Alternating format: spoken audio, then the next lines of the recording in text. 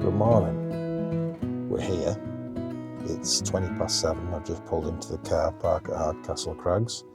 It's -2, very, very dark, and we're going to have to walk through the woods. So come with me and hold my hand, and we'll go for a wobble. Well, this is not creepy at all.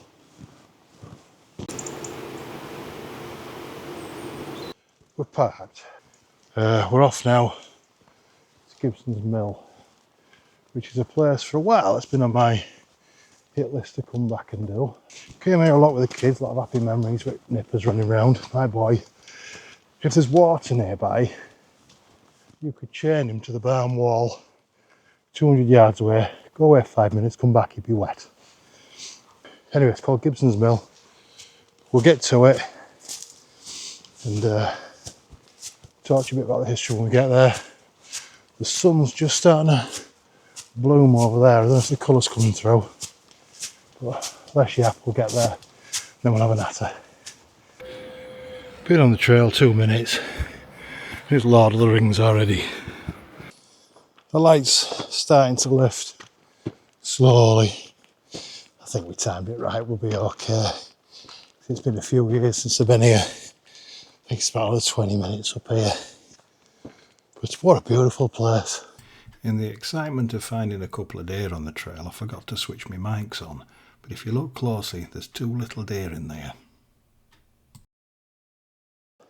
Following my little counter with the deer and the ensuing heart rate of 300 beats per minute as we met head to head, got me thinking, I know this is Hebden Bridge out near Halifax. Isn't it good we'd have bears in this country? Oh, you won't catch me at woods at silly o'clock in the morning if we did have bears, I'll tell you that. No. I think I'm the only bear. If I was into men, I think I'm the only bear in these woods at the minute. So we've made it out the deep dark woods on the open track again now. Oh, so brave. If my kids could see me now, oh, they'd probably just say, Dad, why is the Wi-Fi so crap? The amount of trees that I've seen that I'm convinced are deer or rocks that are like grey in colour that my mind is telling me is wolves lying in wait is unreal. Crazy what a lot of light in your brain does to you, isn't it?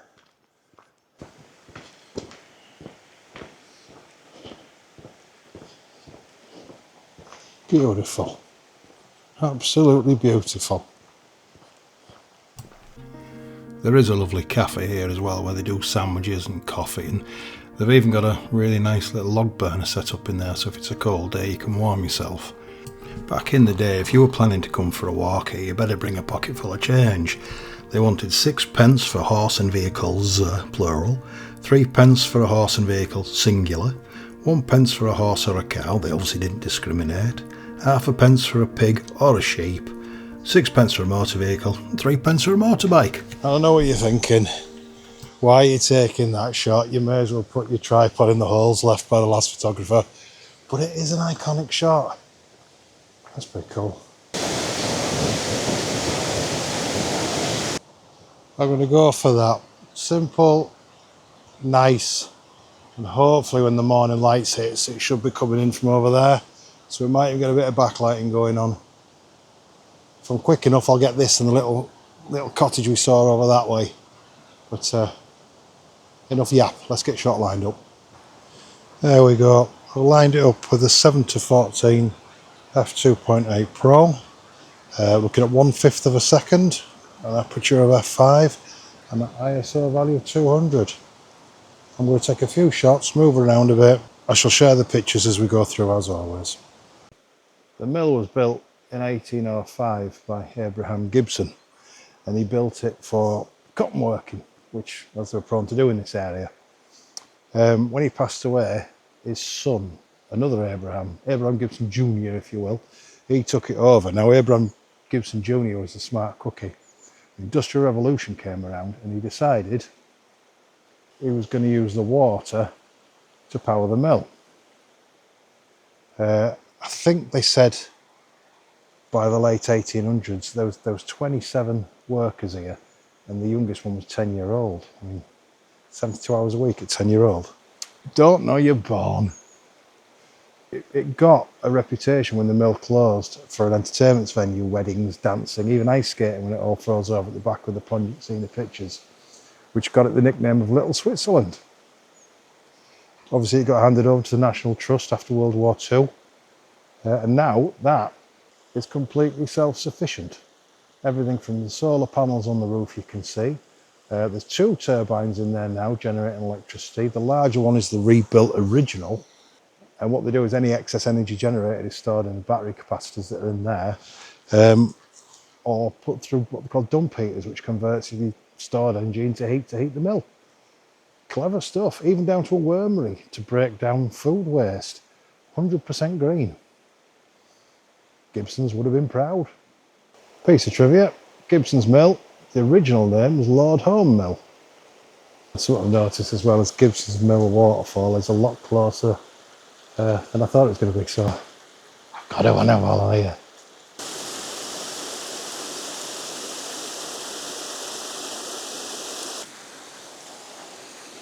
I don't know what more you can ask for, but I've got that one in the bag today again. So I get long expos, and I get the building, and I get the sunrise. Awesome. And if you join the National Trust, this is all free. Parking's free, everything. So don't be tight, put your hand in your pocket, preserve places like this. It's worth it. Have a look at that. Tell me it's not better outside. So as we spoke about numerous times before, don't stay in the same place while you're shooting. You'll go home with 30 pictures that all look the same. I've had a scramble up, questionable safety, but we're here. We've got the pictures. I've done a 1.6 second exposure, which is really nice draggy water. And I think the sun's just about to pop over the horizon now, so I'm going to saddle up, get back, time for breakfast and a coffee. Just when you think you're done and it can't get any better, look at that light come streaking in and painting these trees. Isn't that beautiful? Isn't that stunning? One of the cool things about visiting the mill is the riverside walk on the way back. If you've not got pushchairs or wheelchairs with you, you can follow the river back. It's beautiful, it's relaxing. Look at it. Oop, make sure I don't break the neck. Yeah, and I'm going to follow us back to the car, probably taking some snaps as and when.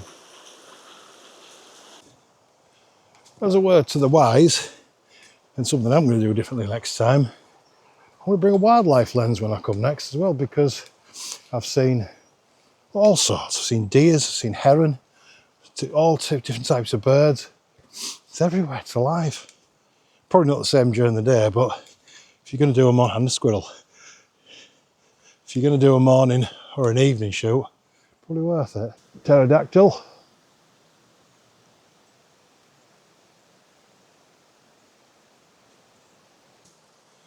Try to walk home, and the shots are just given to you.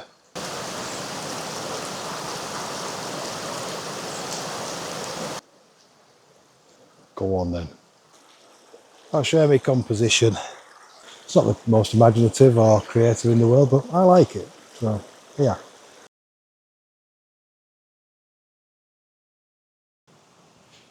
I think we're done for the day. It is without question breakfast time. Did I have something to eat before I come out? Yes. Was that breakfast? No, that was survival. But breakfast is calling. I'm hungry. Fancy a coffee, a butty, some bacon. And a lie-in is on the cards for tomorrow, unless the weather throws me something awesome again. But we'll see. Not quite the colours I wanted today. I was expecting, because last time I checked the weather report, I was kind of expecting, not storm light, but moody light.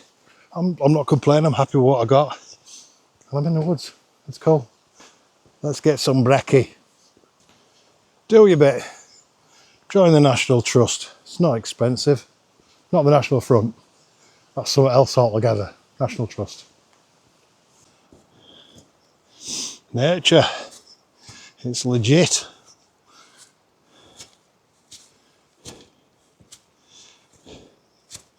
Look at this monster. Must have been some big wind to bring that titan down. Oh, hey. Now this bit's changed a little bit, and it's burned in my memory for good reason. Just to the left over there, we were having a picnic one year. It was beautiful weather. And we came out, and my lad said to me, "Dad," and I said, "Yeah." And he were about 7. And he said, "Can I go play in the river?" And I replied to him, "You can play next to the river, son. You can't play in the river. It's, it's too cold. It's not deep enough for a kid to hurt themselves unless they bang their head or something." Got really unlucky. But anyway, we could see him from where we were at, and I said, yeah, no problem. And I turned round, I got the picnic blanket, and you flick them out. I flicked it out, and as soon as it touched the ground, I heard splosh. And I spun round, and I just saw Swamp Thing coming out of the water, just all wet and crying. Never forget it. I didn't tell him off. I think he learnt a far more potent lesson than I could scream into him that afternoon. Canny spot though.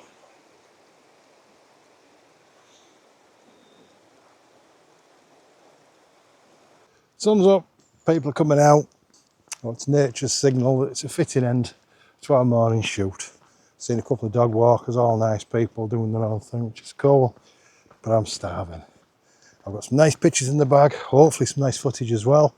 I'll go home, pull this together, have some brekkie and a cup of coffee. Thank you for coming with me, hope you enjoyed it. Hope you might be considering coming here. It's a lovely spot.